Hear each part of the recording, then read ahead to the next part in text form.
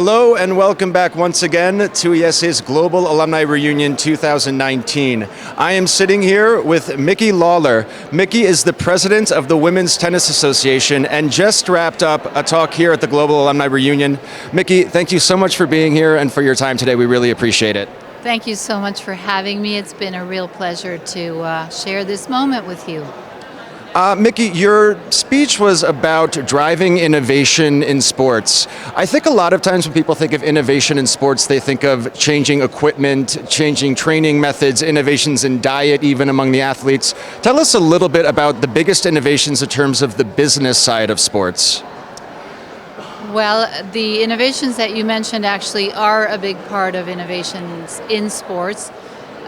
For us, over the past 10 years, the biggest innovations have been on the content side and growing the digital footprint. The emergence of broadband has actually delivered a big opportunity for all of us in sports in general, because we have no limit to the number of stories that we can tell, and it offers us the opportunity to have a relationship that is direct to our consumers or with our consumers. So the OTT footprint has been big, and the other innovation is around data. Our technology partner is SAP, and together with SAP we have built a coaching platform, media insights, and fan insights. So taking ball tracking and data points from ball tracking and athlete tracking, umpire tablet, and then using that to make the game better and to change the dynamic, the dialogue between coach and player on analysis of performance. And another change, another innovation, I think, has come in the area of equal pay, of gender equality. I think tennis might be especially challenging because one of the things you hear about gender equality is that the men, especially in the Grand Slams, play 5 sets against the women's 3 sets. What have the challenges during your tenure as WTA president been in terms of gender inclusiveness and making it a more equal playing field? Gender equality is for us obviously central to the culture of the organization, the mission, the vision. So it is, it's what drives our DNA, and we are very lucky to have lived in the gender equality space for as long as we have. So the example that you cited, the men play 5 sets, the women play 3. You know, I don't think that it's about quantity, it's more about quality. And I think in today's world, actually, playing best of 3 plays to our favor, because sitting through a 5-set match, as exciting as some are, for example, the Wimbledon final last year between Novak and Roger, epic moment in sports, but most of the time a 5-set match is not easy to sit through as a fan. So again, it's about skill level, you know, performance level, it's quality, and yes, I think the fact that the business models are a little bit different between the ATP and the WTA, and there are times that men are going to drive more money than women, but the same argument can be made for specific athletes that are going to drive much more of a business than other athletes. So it's not as simple as gender difference, but obviously gender equality in this day and age is absolutely key to human evolution. Absolutely, and another big story recently in that area was during the Women's World Cup over the summer, equal pay in soccer, and the really fantastically popular and obviously successful American team demanding that. How can sports, different sports, tennis, soccer, swimming, whatever, how can they work together across the different organizations to achieve that just across the board? Well, I think that the achievements of women's tennis will help other sports greatly, because the path has been paved by the WTA and the WTA athletes. So that in itself is going to be very helpful. the business of women's soccer is still much younger, so it is still being subsidized by the men.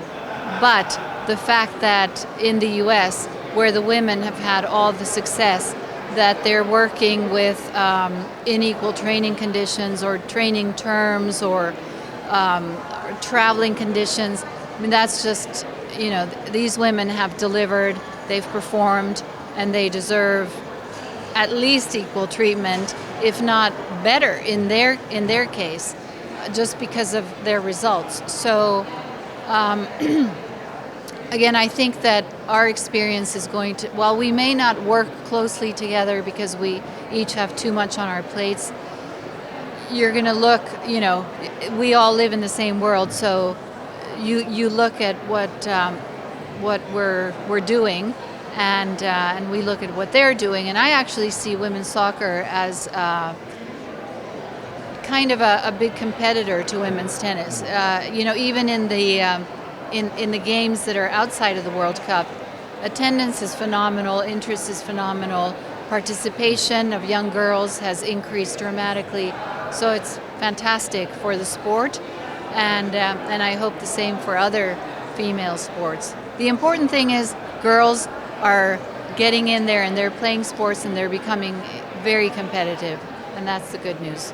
Absolutely, and it's been exciting to see. Last question for you. IESE prides itself on being a global, very international school, and tennis has become such a much more international sport from the days of sort of American dominance. And you, as in your tenure as president, have really helped expand tennis around the globe. Can you tell us a little bit about the new areas that tennis is entering? Yes. So as I said in the session, tennis is very fortunate to come along and mirror global shifts of influence. So we have expanded globally by being quite flexible and open to new opportunities and new markets. And when the men were playing in Western Europe, we were also playing in Eastern Europe, and that's one of many examples that show how tennis has evolved over its history. Most recently, we have expanded quite a lot in Asia and in China in particular. That is also thanks to the investment that the government has made in professional tennis and the success of double Grand Slam champion Li Na. And just like Yao Ming helped the NBA propel to stardom in China, Li Na helped us a lot in China. So what's astounding about globalization is, yes, shifts of influence, but also one athlete can drive an entire nation, which is pretty remarkable. It is, and it's always very exciting to watch, and we'll continue to watch tennis's expanded inclusivity and global reach. Micky Lawler, thank you so much again for being with us, for your time. We really have appreciated it. Thank you so much for having me. It's been a super pleasure being in Barcelona and being at IESE. Thank you. Thank you. Okay. See you later. Great. Okay, guys, we are about to end our live stream of the Global Alumni Reunion. Before we go, I wanted to mention the topic of sustainability. Sustainability has become a major topic in the cultural conversation. The UN has released recently some sustainable development goals, and IESE has also sent out a questionnaire to alumni asking for their input, their ideas on sustainable growth, development, and business. So please follow us for updates on that sustainability project. Now, that's all for now from the 2019 Global Alumni Reunion. Don't forget, it's never too early to save the date. The 2020 Global Alumni Reunion will be taking place November 6th in Madrid. We'll see you there. Thank you.